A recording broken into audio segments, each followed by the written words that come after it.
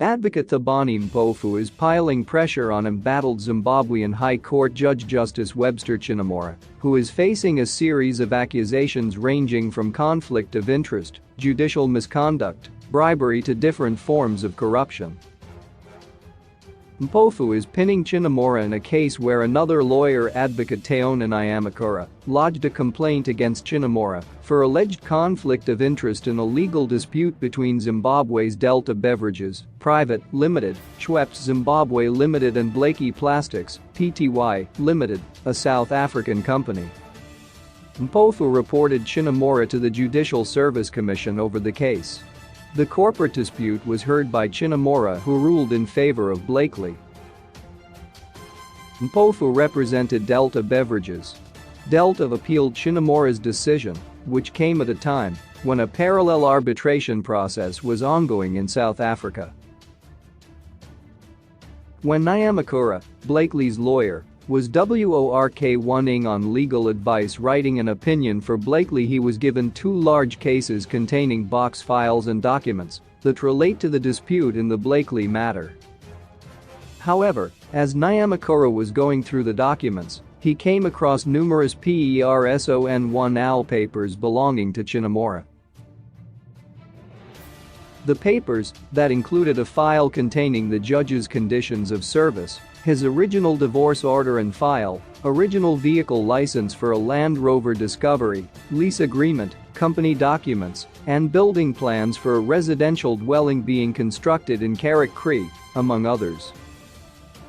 Nyamakura raised alarm and reported the matter to his seniors, including Mpofu, who, in turn, reported the matter to the JSC. Mpofu is the chairperson of the Advocates' Chambers, hence the matter was reported to him. Nyamakura also reported the issue to the Law Society of Zimbabwe.The matter is currently under investigation. In his initial letter to the JSC dated 14 October 2021, Mpofu said the matter had caused him a lot of concern as an officer of the court and head of the chambers, hence the need for an investigation. It is obvious to me that the court and arbitration papers that were transmitted to Advocate Nyamakura had been with, or had at some stage found their way to Honorable Justice Chinnamora, or in the very least to someone close to him and who has an interest in the matter, explaining why they had ended up being mixed with his personal and intimate documents, Mpofu argued. Honorable Justice Chinnamora is the one who handled the matter between Blakey Investments and Delta Limited. The arbitration documents were not produced and do not form part of any court record in Zimbabwe. It is highly inconceivable that this mix-up could have happened without the judge having personal contact with Blakey Investments. There is most assuredly a relationship between Justice Chinnamora and Blakey Investments that need to be investigated and explained. It is worrisome that not just one, but numerous personal documents of the judge would be in the possession of Blakey Investments, or that Blakey's DOC1 humans would be in the possession of the judge. Blakey Investments coincidentally appeared before Justice Chinnamora in respect of the very subject matter of the documents that found their way to Advocate Nyamakura. In his response to Judge President Zimbabwe dated 27 October, Chinnamora denied wrongdoing, emphasizing that he has no personal relationship with Blakey. Chinnamora also said the personal documents in question were and have always been in his possession.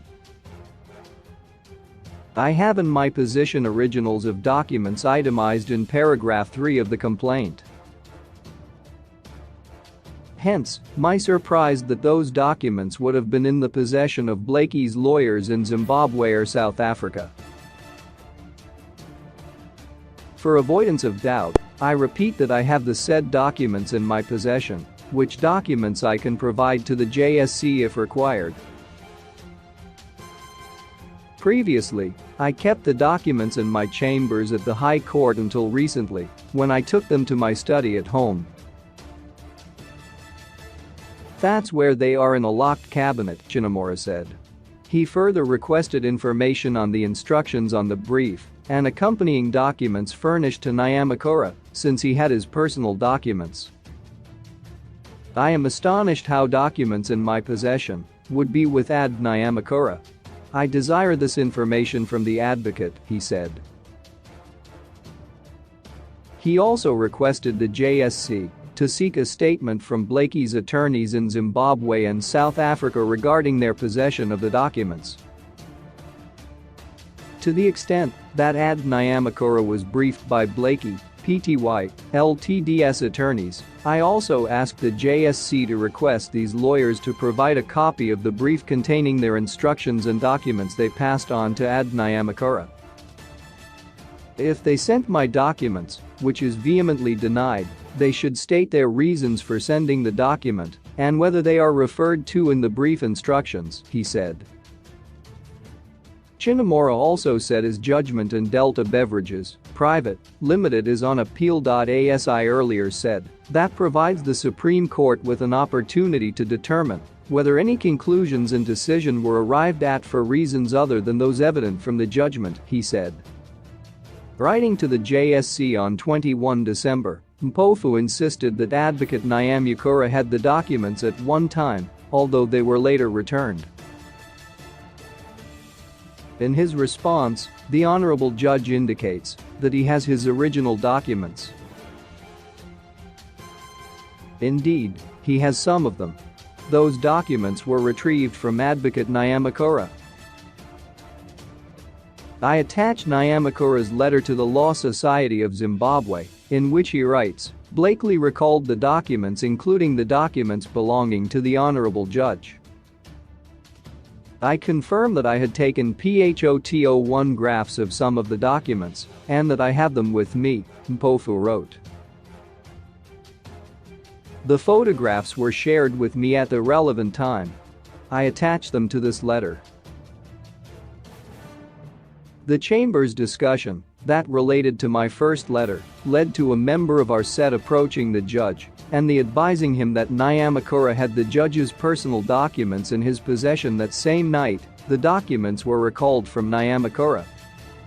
The honorable judge has to state whether it is his contention that he does not know about these developments. I have spoken to the member who advised the honorable judge about the documents. You might want to hear from him. He expressed concern that the judge maintains he was always in possession of the documents, when in fact he was not.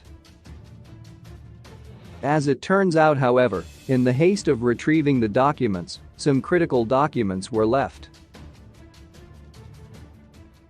I have now placed them in the custody of my lawyers. The documents are as follows. Addendum to agreement of sale entered into between the Honorable Judge and Airassume Property Development Private Limited, copy, in April 2020. The addendum records monthly installments of USD $10,000.00 that are said to be payable to Honorable Judge. Letterhead for Macker and Company. Certificate of Incorporation for Heritage Auto Cars Private Limited.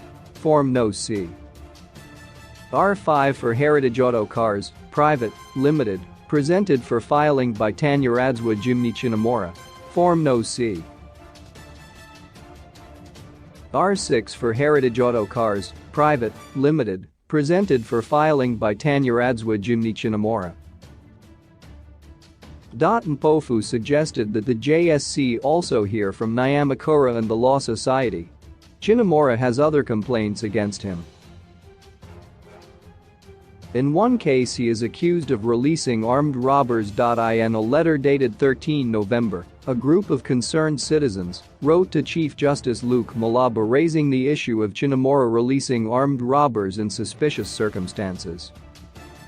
We are employees of the JSC and concerned citizens and will not disclose our names for fear of being victimized by the Honorable Chinomura, who is running a parallel bail court at the High Court of Zimbabwe in Harare. The information which we are giving you can be checked in the files, the letter says.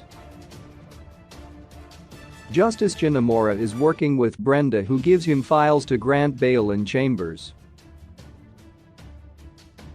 He is also reinstating appeals deemed abandoned by the registrar. The letter says Chinomura granted bail to Norman Karenga case B640 21st and Robert Mandu B659 21st, who were facing many charges of armed robbery. The cases were joined in the bail court. The accused were charged with many counts of robbery committed with dangerous weapons and at odd hours. The victims were harassed. There is a lot of evidence.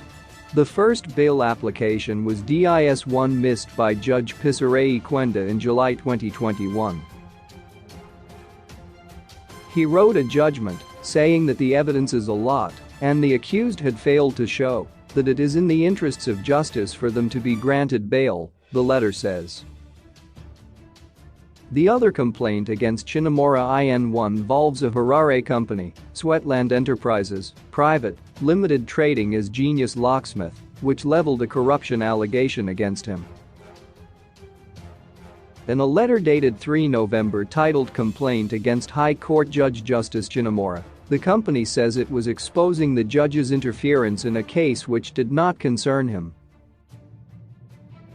We write to show our displeasure in Honorable Justice Chinomura's conduct in interfering with one of the cases entertained by the High Court Harare recently, the letter says.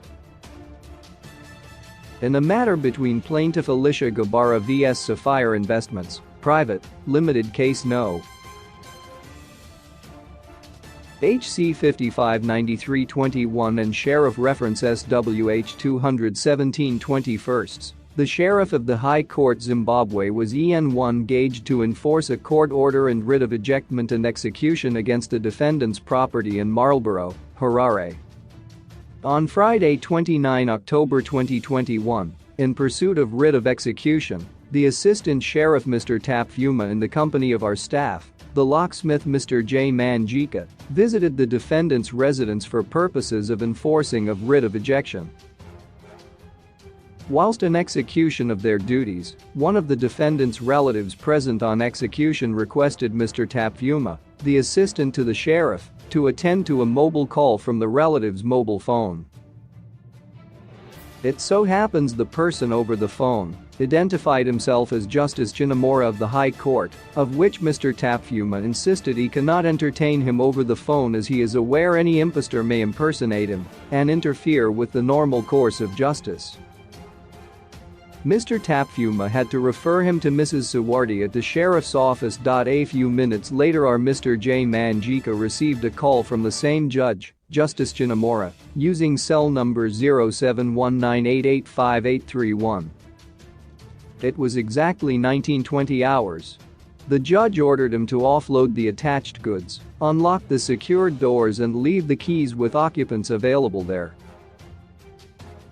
Our Mr. Manjika refused to accept the order and referred the honorable judge to call Mrs. Sawardi, the head of sheriff services. Execution was then suspended with the reasons beyond our control.